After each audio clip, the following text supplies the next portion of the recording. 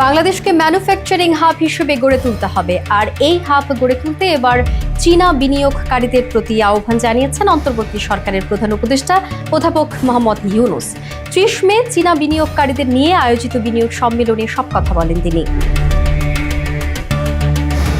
প্রধান উপদেষ্টা চীনা বিনিয়োগকারীদের উদ্দেশ্যে বলেন, বাংলাদেশকে ম্যানুফ্যাকচারিং হাব বানাতে আপনারা এখানে বিনিয়োগ করুন। এখানে তৈরি পোশাক, জ্বালানি, কৃষি, পাট, তথ্য প্রযুক্তি সহ বিভিন্ন সম্ভাবনাময় শিল্প রয়েছে, এগুলো আপনারা কাজে লাগাতে পারেন। ডক্টর মোহাম্মদ ইউনূস আরও বলেন, বাংলাদেশের মোট জনশক্তির অর্ধেকের বয়স ২৬ বছরের নিচে। এই তরুণরা কাজে যোগ দিতে প্রস্তুত রয়েছে। এছাড়া শ্রমশক্তিও পাওয়া যায় স্বল্প মূল্যে। তিনি এই তরুণদের কাজে লাগানোর জন্য চীনা ব্যবসায়ীদের প্রতি আহ্বান জানান। বাংলাদেশে চীনের বিনিয়োগ সম্ভাবনা ও বাজার বিষয়ে বিস্তারিত ধারণা দিতেই মূলত এই সম্মেলনের আয়োজন করা হয়।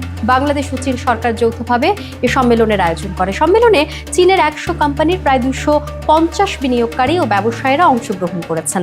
সম্মেলনে অন্যান্যদের মধ্যে চীনের বাণিজ্যমন্ত্রী ওয়াং ওয়েনতাও এবং বাংলাদেশে নিযুক্ত চীনের রাষ্ট্রদূত ইয়াও ওয়েনও বক্তব্য রাখেন।